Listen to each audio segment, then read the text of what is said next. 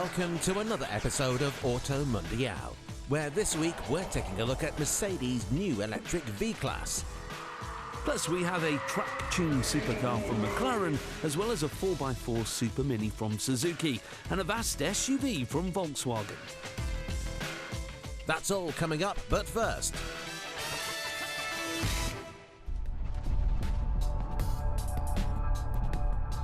Despite the global pandemic this year, Ferrari has managed to keep itself busy with plenty of new cars. We've already had the Roma, the SF90 and the F8 Spider, but now the Italian supercar brand has turned its attention to its convertible Grand Tourer, the Portofino.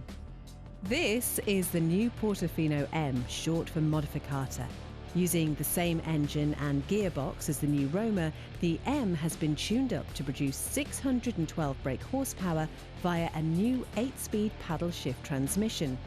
It also gets a new race mode, meaning the Portofino is no longer just Ferrari's soft and comfortable option.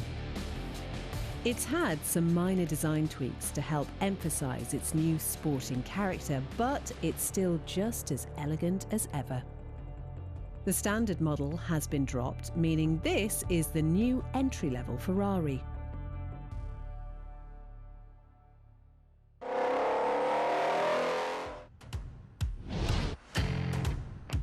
When you picture a Mercedes, it's unlikely that the first thing you'll think of is a van. It's easy to forget that commercial vehicles have long been a huge part of the brand's success.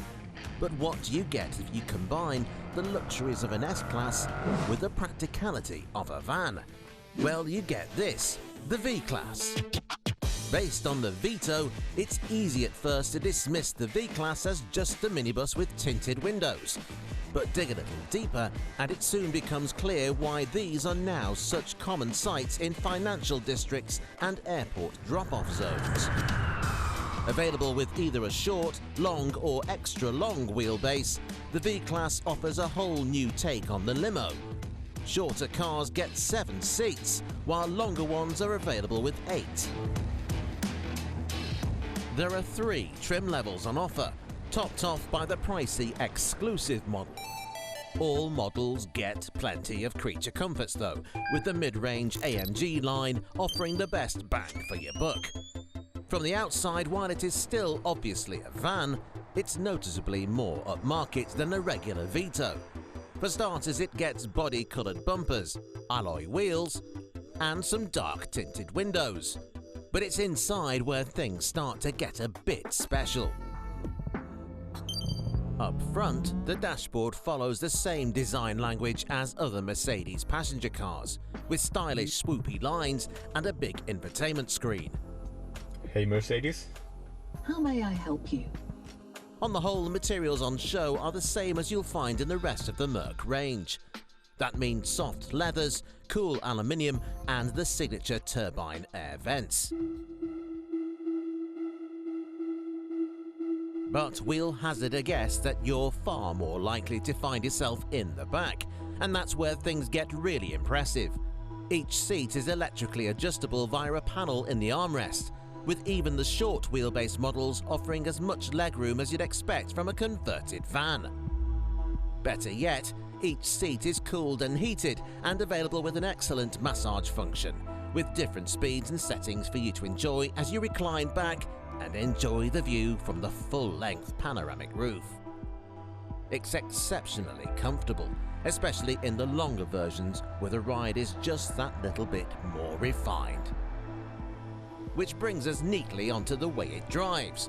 Refinement is the main goal of the V-Class, but as it's essentially a van, it's perhaps not surprising that this is a long way from driving like a saloon car. In fact, while it may be trimmed like an S-Class, out on the road there's no disguising its Vito roots. There are 2 engines on offer, with the V300's 2-litre diesel being the one to go for. It's quiet and smooth with a seamless stop-start system and 236 brake horsepower, allowing for a 0 to 62 time of just 7.8 seconds. It's pretty quick by van standards, and you can soon feel a smile on your face as you put your foot down. However, this is not a vehicle for driving fast. It's designed primarily to be comfortable with light, easy steering and a very quiet cabin. But if you want the ultimate in refinement, you'll need the electric version, the new EQV. With prices starting at just over £70,000, £20,000 more than the entry-level diesel version, it needs to impress. Thankfully, with a 90 kilowatt-hour lithium-ion battery providing up to 213 miles of range, it does just that.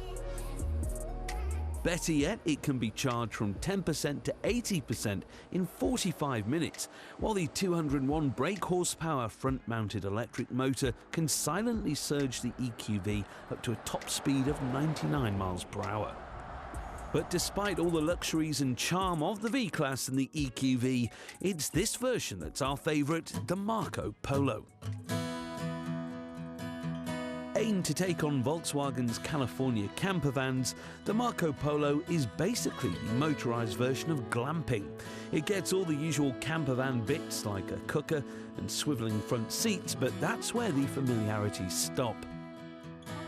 Like the V-Class bus, all the touch points are remarkably high-end with lots of wood, chrome and leather throughout the cabin. Everything is electric, including the rear seats and the pop-top roof. We're not quite sure how this would fit in at a festival, but as a road trip wagon, few things come close.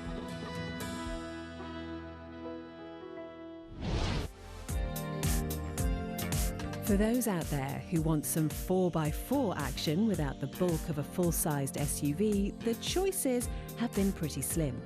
Now though, Suzuki has come to the rescue with this, the Swift 4x4. A smart-looking supermini which has all the cues of a cute little city car, but with a proper four-wheel drive system.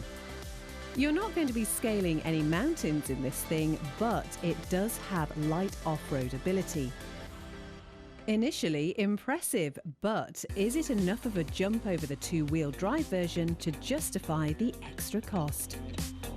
Suzuki has been in the four-wheel drive game since the dawn of time, so it's no surprise that they've spread the tech over to the popular little Swift. Pulling you along is a 1.2-litre petrol engine with 89 bhp paired up to Suzuki's tried and tested mild hybrid system. Slightly more torque than before, but you have to push the thing hard to get any real performance. However, the handling is sharp and it feels planted in the corners despite its raised ride height. The economy is also impressive with up to 58 miles per gallon on a cruise. Venture off the tarmac and the four-wheel drive gives good traction, but it's still a hatchback at heart. There's also no brash crossover styling here, just an understated exterior with only a 4x4 badge to give away its credentials.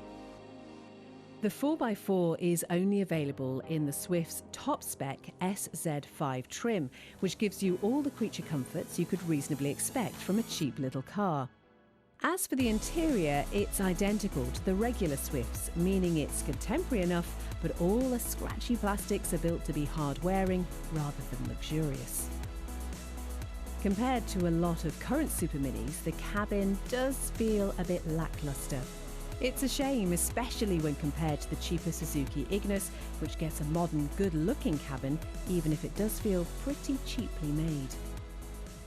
The infotainment is decent though. It's a long way from the iDrive system, but the touchscreen is responsive and the menus are easy to navigate. The graphics are a bit old school, but this is a cheap Japanese supermini after all. There's plenty of room on board for 4 adults. The headroom in the back isn't the best in the class, but there are plenty of storage compartments, including a deep centre console cubby and long door bins. One downside is the boot space, which only has a small capacity and a very high load lip thanks to the bulky four-wheel drive system. It's fine for a weekly shop, but don't bring your Great Dane along.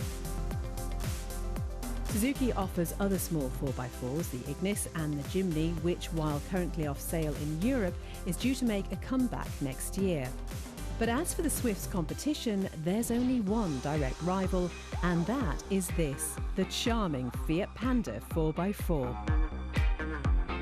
The off-road ready Panda has been on sale for decades now, and the latest one is the best yet.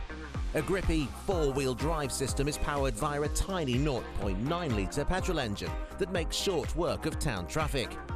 Stray onto rutted trails, and the jacked-up suspension will get you through where many bigger SUVs would fear to tread. It's small wonder that these are so popular in alpine regions of Europe.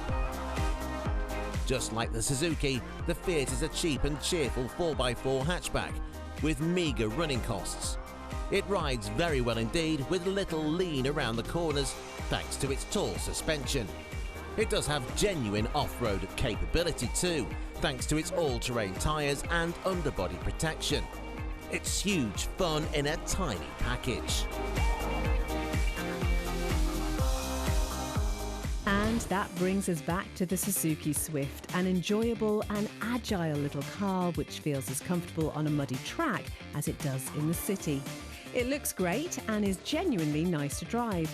But for our money, the charismatic little Panda just clinches it.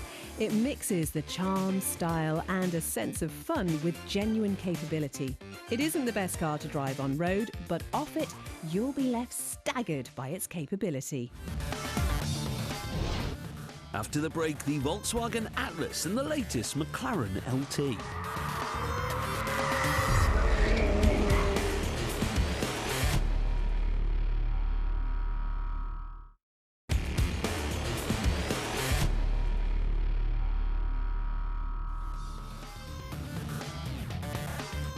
Coming up, the McLaren 765 LT. But first,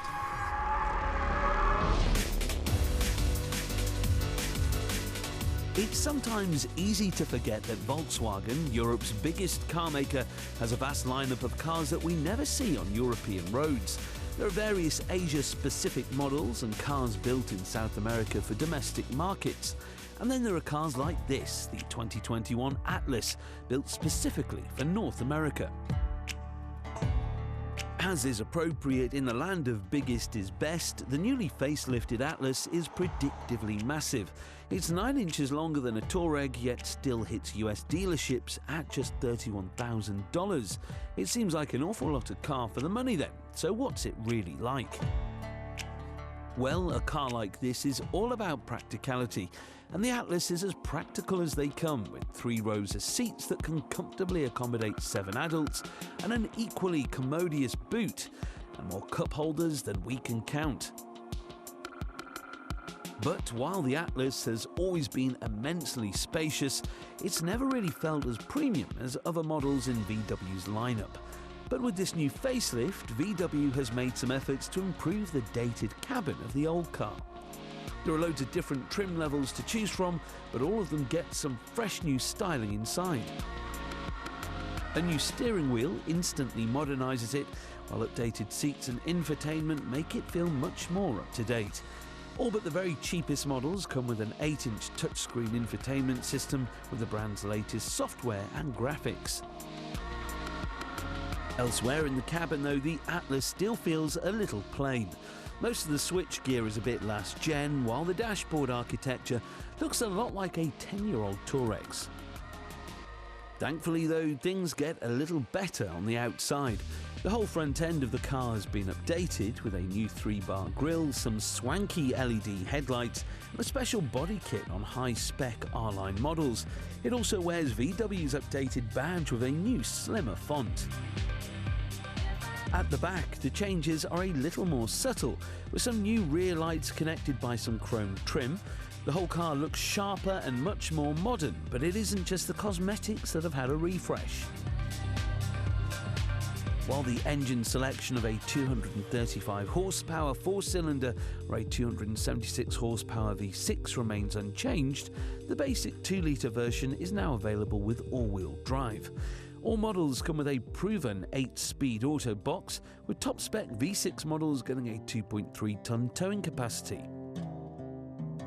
What's more, there's now a vast array of safety tech thrown in, including all the usual autonomous systems, as well as traffic jam assist, an overhead parking camera, and road sign recognition.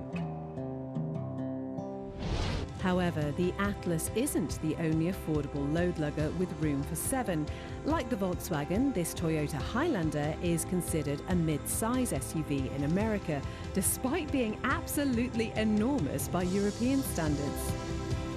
A completely new car for 2020, the Highlander immediately looks much more up-to-date than the Atlas, with its curvy design and big front grille. And it's a similar story inside, where the dashboard is dominated by a massive infotainment screen. The materials on show look more upmarket too, with open-grain woods and streaks of aluminium throughout.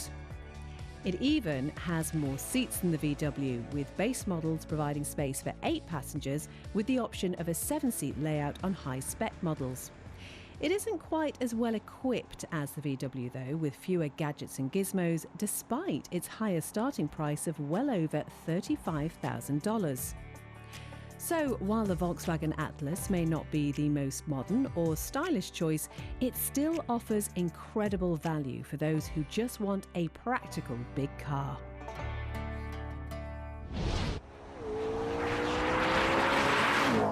Since McLaren started building road cars again in 2010, it's consistently improved upon the same recipe of carbon, monocoque and turbocharged V8. And perhaps our favourite Woking creation to date is this, the 720S. Arguably the ultimate production supercar, the 710 brake horsepower rocket ship is Britain's answer to the Italian Exotica from Ferrari and Lamborghini. It'll hit 62 miles per hour in under 3 seconds and top out at 212. But it isn't a bare-bones racer. The cabin is beautifully trimmed with all the modern conveniences of a regular saloon car. But what if you don't need the leather seats and plush carpets? Well, McLaren has made just the car. And this is it, the 765 LT. A harder, lighter, more aggressive version of the 720s, the 765 continues McLaren's LT name. LTs, or long tails, traditionally have some extra length added to the rear end to improve airflow. This time, however, the length has been added at the front with a new carbon fibre splitter. To reduce weight, the 765 is covered in amazing racing-inspired detail. At the back, there's a new quad-tip titanium exhaust, 40% lighter than the standard system, while the transmission, which you can see if you peer through the rear bumper, has also been on a diet. For even more weight saving, the windows are made from thinner glass, while the new 10-spoke alloy wheels fitted with titanium wheel nuts and specifically developed tyres save another 22 kilos. All the body panels are now carbon fibre, saving another 14 kilograms. And for those who really want the full supercar unplugged experience, you can even opt to have it without air conditioning or a radio to save a few more precious kilograms. The result of this fasting is an 80-kilo saving over the standard car, bringing the total curb weight to a smidge over 1.3 tonnes. But the 765 hasn't just been dieting, it has more muscle too. The twin-turbo 4-litre V8 has been pumped up to 755 brake horsepower with 590 foot-pounds of torque. The 0 to 62 mile per hour time remains unchanged, but it can now hit 124 in just 7.2 seconds. To help keep this immense power down, the LT has received some heavily reworked aero components. There's the aforementioned front splitter, redesigned front bumper, a new front floor, more aggressive side skirts, a new rear diffuser, and a bigger active rear wing, all combining to create 25% more downforce over the regular 720. The chassis has also been tweaked with a wider track and stiffer suspension to deliver optimum feedback through your posterior. The ride height has been dropped ever so slightly with specially calibrated springs and dampers. Lastly, the 765 has also received a brake upgrade, with carbon ceramic discs taken from the Senna hypercar, which can get it from 124 miles per hour to rest in just 110 metres. rearranging your internal organs in the process. Inside the cabin, you find yet more weight-saving measures, with carbon bucket seats from the Senna and a distinct lack of luxuries. In fact, the whole car makes the 720S, a true swivel-eyed lunatic of a car, seem almost pedestrian. Of course, this being a McLaren, there are endless options to choose from its special operations team, none of which are really necessary apart from the engine viewing port in the rear shelf, allowing you to capture the odd glance of that magnificent engine. Unlike the 720S, the 765 is a limited edition, with 765 being built. Of course, it isn't exactly cheap, but if previous LT models are anything to go by, it'll be worth every penny.